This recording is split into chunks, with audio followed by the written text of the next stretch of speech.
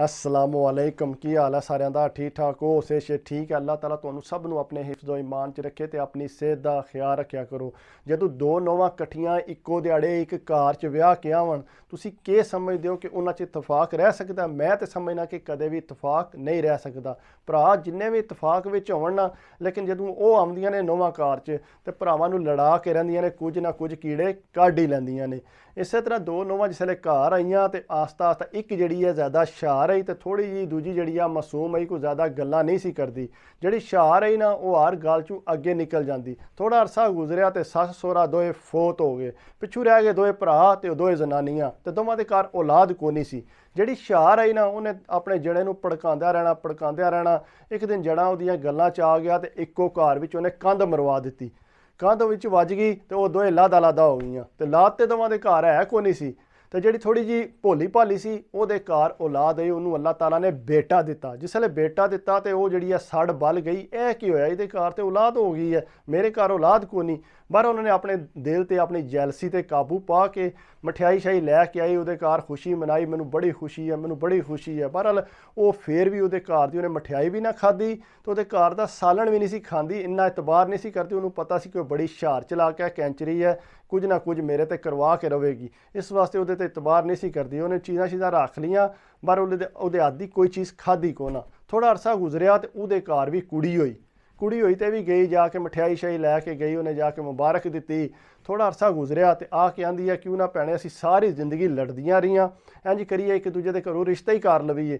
ਉਹਨੇ ਆਖਿਆ ਨਹੀਂ ਆਪੇ ਵੱਡਾ ਹੋਵੇਗਾ ਮੁੰਡਾ ਮੇਰਾ ਤੇ ਤੱਕੀ ਜਾਏਗੀ ਜਿਹੜੀ ਥੋੜੀ ਭੋਲੀ ਸੀ। ਉਹ ਕਹਿੰਦੀ ਆ ਨਾ ਕੁਝ ਨਹੀਂ ਹੁੰਦਾ, ਸਾਰੀ ਜ਼ਿੰਦਗੀ ਅਸਾਂ ਲੜ ਕੇ ਕੱਢੀ ਹੈ ਤੇ ਚਲੋ ਰਿਸ਼ਤਾ ਸਾਡਾ ਜਿਹੜਾ ਇਹ ਪਿਆਰ ਵਧਾਏਗਾ। ਉਹਨੇ ਆਖਿਆ ਨਹੀਂ। ਬਹਰਹਾਲ ਉਹਨੇ ਆਪਣੇ ਜਣੇ ਨੂੰ ਆਖਿਆ ਤੇ ਜਣੇ ਨੇ ਭਰਾ ਨਾਲ ਗੱਲ ਕੀਤੀ ਤੇ ਜਣਾ ਕਹਿੰਦਾ ਚਲੋ ਠੀਕ ਹੈ, ਜੋਸ਼ 'ਚ ਆ ਕੇ ਕਹਿੰਦਾ ਠੀਕ ਹੈ ਕਰ ਲੈਂਦੇ ਹਾਂ। ਉਹਨਾਂ ਰਿਸ਼ਤਾ ਕਰ ਦਿੱਤਾ। ਬਚਪਨ 'ਚ ਹੀ ਉਹਨਾਂ ਦਾ ਆਪੇ 'ਚ ਮੰਗਣੀ ਕੀਤੀ। ਉਹਨਾਂ ਕਿਹਾ ਠੀਕ ਹੈ ਜੀ, ਵੱਡੇ ਹੋਣਗੇ ਤੇ ਇਹਨਾਂ ਦੀ ਸ਼ਾਦੀ ਕਰਾਂਗੇ। ਉਹ ਜਿਹੜੀ ਹੁਸ਼ਿਆਰ ਚਲਾ ਕੇ ਨਾ ਮੁੰਡਾ ਥੋੜ੍ਹਾ ਜਿਉਂ ਵੱਡਾ ਹੁੰਦਾ ਗਿਆ ਉਹਨੇ ਉਹਨੂੰ ਇੰਨਾ ਲਾਡ ਦਿੱਤਾ ਕਿ ਉਹ ਆਪਣੀ ਮਾਂ ਦਾ ਪਿਆਰ ਭੁੱਲ ਗਿਆ। ਥੋੜ੍ਹੀ ਜਿਹੀ ਨਾਰਾਜ਼ ਹੋਣਾ ਉਹਨੂੰ ਆਪਣੇ ਘਰ ਲੈ ਜਾਣਾ, ਜਾ ਕੇ ਉਹਨੂੰ ਕੋਈ ਨਾ ਕੋਈ ਚੀਜ਼ ਖਵਾਲਣੀ, ਕੋਈ ਨਾ ਕੋਈ ਉਹਨੂੰ ਲਾਡ ਦੇਣਾ, ਕੋਈ ਨਾ ਕੋਈ ਉਹਦੇ ਨਾਲ ਕਰਦੀ ਰਹਿੰਦੀ ਤਾਂ ਕਿ ਉਹ ਆਪਣੀ ਮਾਂ ਤੋਂ ਜਿਹੜਾ ਨਾ ਪਿੱਛੇ ਹਟਦਾ ਜਾਏ।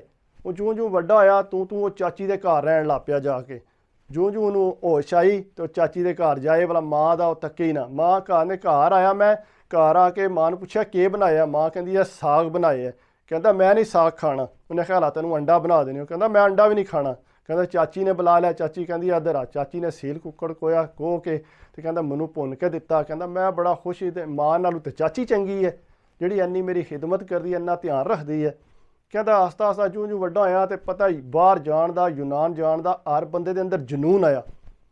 ਕਹਿੰਦਾ ਮੈਂ ਸੋਚਿਆ ਮੈਂ ਵੀ ਬਾਹਰ ਜਾਣਾ। ਕਹਿੰਦਾ ਆ ਕੇ ਅੰਮਾ ਨੂੰ ਆਖਿਆ ਕਿ ਮੈਂ ਬਾਹਰ ਜਾਣਾ। ਕਹਿੰਦਾ ਨਹੀਂ ਬਹਰਹਾਲ ਨਾ ਅੰਮਾ ਕੋ ਨਾ ਮੰਨੇ ਵੀ ਤੂੰ ਬਾਹਰ ਨਹੀਂ ਜਾਣਾ, ਤੂੰ ਇੱਥੇ ਹੀ ਰਹਿ, ਸਾਡੇ ਕੋਲ ਪੈਸੇ ਵੀ ਕੋਈ ਨਹੀਂ। ਕਹਿੰਦਾ ਉੱਥੇ ਹੀ ਗੱਲਾਂ ਹੀ ਹੁੰਦੀਆਂ ਸੀ ਤੇ ਮੇਰੇ ਵਾਲਦ ਸਾਹਿਬ ਫੌਤ ਹੋ ਗਏ। ਕਹਿੰਦਾ ਵਾਲਦ ਸਾਹਿਬ ਫੌਤ ਹੋ ਗਏ ਤੇ ਅੰਮਾ ਮੇਰੀ ਇਕੱਲੀ ਰਹਿ ਗਈ। ਤੇ ਕਹਿੰਦਾ ਪਰ ਮੈਨੂੰ ਇਸ ਚੀਜ਼ ਦਾ ਕੋਈ ਅਹਿਸਾਸ ਨਾ ਹੋਇਆ। ਚਾਚੀ ਜੋ ਵੀ ਹਨ ਮੈਨੂੰ ਨਾਲ ਲਾ ਕੇ ਰੱਖਦੀ, ਹੋਰ ਜ਼ਿਆਦਾ ਚਾਚੀ ਨੇ ਮੈਨੂੰ ਨਾਲ ਲਾਣਾ ਸ਼ੁਰੂ ਕਰ ਦਿੱਤਾ। ਕਹਿੰਦਾ ਜੋ ਮੈਂ ਜ਼ਿਆਦਾ ਬਹਿਸ ਕੀਤੀ ਨਾ, ਅੰਮਾ ਤੂੰ ਪੈਸੇ ਨਾ ਦਿੱਤੇ ਤੇ ਮੈਂ ਜਿਹੜਾ ਘਰ ਛੱਡ ਦਿਆਂਗਾ। ਕਹਿੰਦਾ ਚਾਚੀ ਆਂਦੀ ਆ ਤੂੰ ਘਰ ਨਾ ਛੱਡ, ਇੰਝ ਕਰ ਮੈਂ ਤੈਨੂੰ ਪੈਸੇ ਦੇਣੀ ਆ, ਤੂੰ ਜਾ ਬਾਹਰ। ਉਹਨੇ ਆਖਿਆ ਚਲੋ ਮੇਰੀ ਕੁੜੀ ਵੀ ਸੈੱਟ ਹੋ ਜਾਏਗੀ। ਉਹ ਜਨਾਬ ਚਾਚੀ ਨੇ ਪੈਸੇ ਦਿੱਤੇ। ਪੈਸੇ ਦੇ ਕੇ ਤੇ ਉਹਨੂੰ ਮੁੰਡੇ ਨੂੰ ਬਾਹਰ ਕਢਾ ਦਿੱਤਾ। ਜਿਸ ਵੇਲੇ ਬਾਹਰ ਟੁਰ ਗਿਆ ਤੇ ਕਹਿੰਦਾ ਪਿੱਛੂ ਜਿਹੜਾ ਨਾ ਚਾਚੀ ਨੇ ਭੰਡੀ ਖਰਾਬੀ ਕਰਕੇ ਤੇ ਚਾਚੀ ਨੇ ਆਖਿਆ ਮੇਰੇ ਪੈਸੇ ਦੇ। ਕਹਿੰਦਾ ਅੰਮਾ ਇਕੱਲੀ ਸੀ, ਅੰਮਾ ਕੋਲ ਪੈਸੇ ਕਿੱਥੋਂ ਆਏ? ਉਹ ਕੋਈ ਦਿੰਦਾ ਵੀ ਨਹੀਂ ਅੱਗੂ ਪਿੱਛੋਂ। ਤੇ ਕਹਿੰਦਾ ਮੈਂ ਐਡਾ ਬਦ ਨਸੀਬ ਹਾਂ, ਜਾ ਕੇ ਅੰਮਾ ਨੂੰ ਕਦੇ ਰਾਬਤਾ ਵੀ ਨਹੀਂ ਸੀ ਕੀਤਾ। ਚਾਚੀ ਨੂੰ ਫੇਰ ਹੀ ਕਿਤੇ ਹੱਥ ਜਾਂ ਫੋਨ ਕਰ ਲੈਣਾ, ਲੇਕਿਨ ਅੰਮਾ ਨਾਲ ਮੈਂ ਬਿਲਕੁਲ ਰਾਬਤਾ ਨਹੀਂ ਕੀਤਾ ਕਿਉਂਕਿ ਸ਼ੀਰੂ ਦੀ ਮਾਂ ਦੀ ਇਹ ਰੱਸੀ ਨਹੀਂ ਆਈ ਮੈਨੂੰ। ਕਹਿੰਦਾ ਪਿੱਛੋਂ ਚਾਚੀ ਨੇ ਮਕਾਨ ਵਿਕਵਾ ਕੇ ਆਪਣੇ ਪੈਸੇ ਜਿਹੜੇ ਹੈ ਸੀ ਉਹ ਲੈ ਲਏ। ਮਾਂ ਮੇਰੀ ਪਿੰਡ ਛੱਡ ਕੇ ਜਾ ਕੇ ਦੂਸਰੇ ਪਿੰਡ ਜਾ ਕੇ ਉੱਥੇ ਇੱਕ ਬਰਾਂਡਾ, ਬਸਾਰ ਜਿਹਨੂੰ ਕਹਿੰਦੇ ਨੇ ਬਰਾਂਡਾ, ਕਹਿੰਦਾ ਉਹਨੇ ਬਸਾਰ ਬਰਾਂਡਾ ਲੈ ਕੇ ਰਿਸ਼ਤੇਦਾਰਾਂ ਕੋਲੋਂ ਉਹਦੇ 'ਚ ਰਹਿਣ ਲੱਗ ਪਈ ਕੱਲੀ। ਟਾਈਮ ਗੁਜ਼ਰਦਾ ਗਿਆ। ਕਹਿੰਦਾ ਮੈਂ ਐਡਾ ਜਨੂਨੀ ਸਾਂ, ਮੈਂ ਬਾਹਰ ਜਾ ਕੇ ਯੂਰਪੀ ਹੋ ਗਿਆ। ਜਾ ਕੇ ਇੱਕ ਗੋਰੀ ਨਾਲ ਮੇਰੀ ਗੱਲਬਾਤ ਹੋ ਗਈ ਤੇ ਗੋਰੀ ਜਿਹੜੀ ਆ ਉਹ ਵੀ ਮੇਰੇ ਨਾਲ ਲੱਗ ਗਈ ਤੇ ਕਹਿੰਦਾ ਮੈਨੂੰ ਇੰਝ ਲੱਗੇ ਕਿ ਮੈਂ ਬਾਹਰ ਆ ਲਈ ਹਾਂ। ਮੈਨੂੰ ਪਾਕਿਸਤਾਨ ਦੀ ਕੋਈ ਹੋਸ਼ ਨਹੀਂ ਸੀ ਪਿੱਛੇ ਜਿਹੜਾ ਵੀ ਕੀ ਹੋ ਰਿਹਾ ਕੀ ਨਹੀਂ, ਨਾ ਕਦੇ ਫੋਨ ਕੀਤਾ। ਚਾਚੀ ਦਾ ਵੀ ਖਤਾ ਛੱਡ ਦਿੱਤਾ। ਚਾਚੀ ਰਾਬਤਾ ਕਰਵਾਏ ਬਈ ਇਹ ਕਿੱਥੇ ਆ, ਵਾਪਸ ਨਹੀਂ ਸਾਵਣਾ। ਕਹਿੰਦਾ ਪਰ ਮੈਂ ਕੋਈ ਜਵਾਬ ਨਾ ਦਿਆਂ, ਮੇਰਾ ਜ਼ੇਨ ਜਿਹੜਾ ਯੂਰਪ ਵਾਲਾ ਹੋ ਗਿਆ। ਕਹਿੰਦਾ 7-8 ਸਾਲ ਗੁਜ਼ਰੇ, ਗੋਰੀ ਨਾਲ ਸੋਹਣੇ ਕੱਢੇ। ਆਸਤਾ ਕਹਿੰਦਾ ਮੇਰੀ ਤੇ ਉਹਦੀ ਗੜਬੜ ਹੋਣ ਲੱਗ ਪਈ। ਉਹਨੇ ਕਿਸੇ ਗੋਰੇ ਨਾਲ ਜਿਹੜੀ ਗੋਰੀ ਨੇ ਸੈਟਿੰਗ ਕਰ ਲਈ। ਮੈਨੂੰ ਕਹਿੰਦੀ ਆ ਮੈਂ ਤੇਰੇ ਨਾਲ ਨਹੀਂ ਰਹਿਣਾ, ਮੈਂ ਉਸ ਗੋਰੇ ਨਾਲ ਰਹਿਣਾ। ਕਹਿੰਦਾ ਉਹਨੇ ਮੈਨੂੰ ਛੱਡ ਦਿੱਤਾ। ਕਹਿੰਦਾ ਅੱਗੂ ਮੈਂ ਕਲਮ ਕੱਲਾ ਰਹਿ ਗਿਆ। ਉਹ ਯੂਰਪੀ ਜ਼ੇਨ ਫਿਰ ਚੇਂਜ ਹੋ ਗਿਆ, ਫਿਰ ਪਾਕਿਸਤਾਨੀ ਜ਼ੇਨ ਹੋ ਗਿਆ ਕਹਿੰਦਾ ਮੇਰਾ। ਫਿਰ ਜਿਸੇ ਪਾਕਿਸਤਾਨੀ ਜ਼ੇਨ ਹੋਇਆ ਤੇ ਬੰਦਿਆਂ ਪਾਕਿਸਤਾਨੀਆਂ 'ਚ ਰਿਹਾ। ਕਹਿੰਦਾ ਇੰਝ ਕਰਨਾ ਕਿ ਮੈਂ ਪਾਕਿਸਤਾਨ ਜਾਣਾ, ਜਾ ਕੇ ਪਾਕਿਸਤਾਨ ਜਿਹੜਾ ਨਾ ਉੱਥੇ ਚੱਕਰ ਲਾ ਕੇ ਆਉਣਾ। ਕਹਿੰਦਾ ਫਿਰ ਮੈਂ ਗਿਆ ਚਾਚੀ ਕੋਲ। ਜਿਸ ਮੈਂ ਚਾਚੀ ਕੋਲ ਗਿਆ, ਜਾ ਕੇ ਚਾਚੀ ਨੂੰ ਮਿਲਿਆ ਗਿਲਿਆ, ਚਾਚੀ ਨੇ ਮੈਨੂੰ ਮੂੰਹ ਹੀ ਨਾ ਲਾਇਆ। ਉਹਨੇ ਆਪਣੀ ਕੁੜੀ ਦੀ ਸ਼ਾਦੀ ਕਰ ਦਿੱਤੀ। ਉਹਨੇ ਆਖਿਆ ਤੂੰ ਜਾ, ਤੂੰ ਕੰਮ ਕਰ। ਕਹਿੰਦਾ ਚਾਚੀ ਨਾਰਾਜ਼ ਸੀ ਮੇਰੇ ਨਾਲ। ਕਹਿੰਦਾ ਨਿਕਲ ਆਇਆ ਉੱਥੋਂ ਮੈਂ। ਕਹਿੰਦਾ ਮੈਂ ਕਿਹਾ ਚਲੋ ਪਤਾ ਕਰਨਾ, ਕੋਈ ਰਿਸ਼ਤੇਦਾਰਾਂ ਦੇ ਅੱਗੇ ਪਿੱਛੇ ਗਿਆ, ਬੈਠਾ। ਕਹਿੰਦਾ ਬਹਿ ਕੇ ਅੱਗੇ ਇੱਕ ਦਰਬਾਰ ਸੀ। ਕਹਿੰਦਾ ਦਰਬਾਰ ਦੇ ਉੱਤੇ ਬਾਬਾ ਜੀ ਬੈਠੇ। ਮੈਂ ਜਾ ਕੇ ਦੁਆ ਮੰਗਣ ਲਿਆ। ਉਹਨੇ ਆਖਿਆ ਮੁੜਿਆ ਤੂੰ ਨਾ ਇੱਥੇ ਦੁਆ ਮੰਗੀ। ਉਹਨੇ ਆਖਿਆ ਕਿਉਂ ਬਾਬਾ ਜੀ? ਉਹਨੇ ਆਖਿਆ ਤੂੰ ਫਲਾਣੇ ਦਾ ਮੁੜੇ? ਕਹਿੰਦਾ ਆਹੋ ਬਾਬਾ ਜੀ। ਕਹਿੰਦਾ ਕਦਮ ਨਾ ਰੱਖੀ ਦਰਬਾਰ ਦੇ ਅੰਦਰ, ਬਾਹਰ ਠੁਰ ਜਾ। ਉਹਨੇ ਆਖਿਆ ਕਿਉਂ ਬਾਬਾ ਜੀ? ਉਹਨੇ ਆਖਿਆ ਤੂੰ ਤੇ ਮਾਂ ਦਾ ਸਤਾਏ, ਤੇਰੀ ਮਾਂ ਰੋਜ਼ ਇੱਥੇ ਆ ਕੇ ਦਰਬਾਰ 'ਤੇ ਬਹਿੰਦੀ ਹੈ। ਆ ਕੇ ਆਂਦੀ ਹੈ ਮੇਰਾ ਪੁੱਤਰ ਕਦੋਂ ਆਵੇਗਾ, ਮੇਰਾ ਪੁੱਤਰ ਕਦੋਂ ਆਵੇ। ਕਹਿੰਦਾ ਇਤਨੀ ਦੇਰ ਰੋਂਦੀ ਰਹਿੰਦੀ ਹੈ ਆ ਕੇ ਬਹਿ ਕੇ। ਕਹਿੰਦਾ ਤੂੰ ਨੱਸ ਜਾ ਤੂੰ। ਕਹਿੰਦਾ ਮੇਰੇ ਦਿਮਾਗ 'ਚ ਆਇਆ। ਕਹਿੰਦਾ ਮੇਰਾ ਆਉਣਾ ਮੈਂ ਮਾਂ ਕੋਲ ਸੀ ਤੇ ਆਇਆ ਮੈਂ ਸਿੱਧਾ ਚਾਚੀ ਕੋਲ ਆ।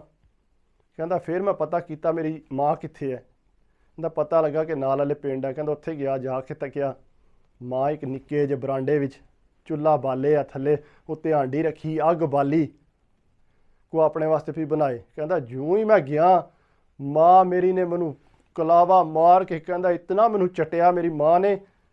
ਕਹਿੰਦਾ ਮੈਂ ਦੱਸ ਨਹੀਂ ਸਕਦਾ, ਮੇਰੇ ਹੱਥ ਚੁੰਮ, ਮੇਰੇ ਕੱਪੜੇ ਚੁੰਮ। ਕਹਿੰਦਾ ਮੈਂ ਪਸੀਨੋ ਪਸੀਨ ਹੋ ਗਿਆ ਤੇ ਮੈਨੂੰ ਸਮਝ ਨਾ ਆਵੇ ਮੈਂ ਕੀ ਕਰਾਂ। ਪਰ ਇਤਨਾ ਮੈਂ ਆਪਣੀ ਮਾਂ ਨੂੰ ਸਤਾਇਆ ਬਚਪਨ 'ਚ ਵੀ ਤੇ ਹੁਣ ਵੀ।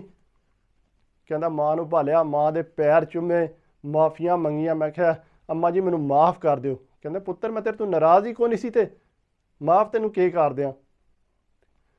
ਕਹਿੰਦਾ ਬੜਾ ਦੁਖੀ ਹੋਇਆ ਮੈਂ। ਕਹਿੰਦਾ ਫਿਰ ਮੈਂ ਇੰਝ ਕੀਤਾ, ਉਹ ਤੂੰ ਮਕਾਨ ਖਰੀਦਿਆ, ਮਕਾਨ ਖਰੀਦ ਕੇ ਨਵਾਂ ਸੋਹਣਾ। ਕਹਿੰਦਾ ਮਾਂ ਜੀ ਨੂੰ ਉੱਥੇ ਲਿਆਂਦਾ, ਸੋਹਣੇ ਮਾਂ ਜੀ ਨੇ ਕੱਪੜੇ ਪਾਏ, ਤਿਆਰ ਸ਼ਿਆਰ ਹੋਈ। ਮੈਂ ਕਿਹਾ ਮਾਂ ਜੀ ਹੁਣ ਤੁਸੀਂ ਮੇਰੇ ਵਾਸਤੇ ਇੱਥੇ ਕੁੜੀ ਤੱਕੋ, ਆਪਣੀ ਨੂੰਹ ਲੈ ਕੇ ਆਓ। ਕਹਿੰਦਾ ਮਾਂ ਜੀ ਨੇ ਫਿਰ ਨੂੰਹ ਮੇਰੇ ਵਾਸਤੇ ਤੱਕੀ, ਜਨਾਨੀ ਮੇਰੀ ਤੱਕੀ, ਲਿਆਂਦੀ ਘਰ।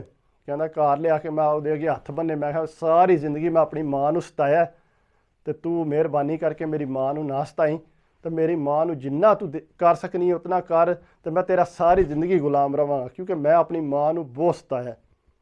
ਕਹਿੰਦਾ ਹੁਣ ਬਾਹਰੋਂ ਜਿਸ ਵੇਲੇ ਵੀ ਮੇਰੇ ਘਰ ਦੋ ਨਿੱਕੇ ਹੋਏ ਨੇ, ਕਹਿੰਦਾ ਮੈਂ ਰੋਜ਼ ਵੀਡੀਓ ਦੇ ਕਲਿੱਪ ਮੰਗਵਾਉਣਾ। ਕਹਿੰਦਾ ਮੈਨੂੰ ਦਿਖਾਓ ਕਲਿੱਪ 'ਚ ਮੇਰੀ ਅੰਮਾ ਖੇਡਦੀ ਹੈ ਵੀ ਨਿੱਕਿਆਂ ਨਾਲ। ਕਹਿੰਦਾ ਤੱਕ ਕੇ ਤੇ ਦਿਲ ਨੂੰ ਸਕੂਨ ਆ ਜਾਂਦਾ ਕਿ ਮੈਂ ਆਪਣੀ ਸਾਰੀ ਜ਼ਿੰਦਗੀ 'ਚ ਆਪਣੀ ਮਾਂ ਨੂੰ ਬੜਾ ਤੰਗ ਕੀਤਾ, ਲੇਕਿਨ ਮੇਰੀ ਮਾਂ ਜਿਹੜੀ ਹੈ ਉਹ ਬੜੇ ਦੁੱਖਾਂ 'ਚ ਰਹੀ ਹੈ। ਇਸ ਵਾਸਤੇ ਮਾਂ ਨੂੰ ਨਹੀਂ ਤੰਗ ਕਰਨਾ ਚਾਹੀਦਾ, ਮਾਂ ਨਾਲ ਪਿਆਰ ਕਰਨਾ ਚਾਹੀਦਾ। ਅਗਰ ਮੇਰੀ ਵੀਡੀਓ ਅੱਛੀ ਲੱਗੀ ਹੋਵੇ ਤਾਂ ਪਲੀਜ਼ ਲਾਈਕ ਕਰਿਆ ਕਰੋ, ਕਮੈਂਟਸ ਕਰਿਆ ਕਰੋ, ਸਬਸਕ੍ਰਾਈਬ ਕਰ ਦਿਓ ਤਾਂ ਦਿਲ ਖੁਸ਼ ਹੁੰਦਾ ਹੈ। ਕਈ ਵਾਰੀ ਗੱਲ ਥੋੜ੍ਹੀ ਜਿਹੀ ਅੱਗੇ ਪਿੱਛੇ ਹੋ ਜਾਂਦੀ ਹੈ ਤੇ ਮਾफ़ੀ ਚਾਹੁੰਦਾ। ਤੇ ਇਸ ਵਾਸਤੇ ਮਾਂ ਬਾਪ ਦਾ ਖਿਆਲ ਰੱਖਣਾ ਚਾਹੀਦਾ। ਮਾਂ ਬਾਪ ਨੇ ਤਾਂ ਸਭ ਕੁਛ, ਠੀਕ ਹੈ। ਮੈਂ ਬਹੁਤ ਇਮੋਸ਼ਨਲ ਹੋਇਆ ਇਸ ਵਾਸਤੇ, ਮੈਨੂੰ ਸਾਹ ਚੜ੍ਹ ਗਿਆ। ਆਪਣਾ ਖਿਆਲ ਰੱਖਿਓ, ਆਪਣੀ ਸਿਹਤ ਦਾ ਖਿਆਲ ਰੱਖਿਆ ਕਰੋ। ਅੱਲਾ ਹਾਫਿਜ਼।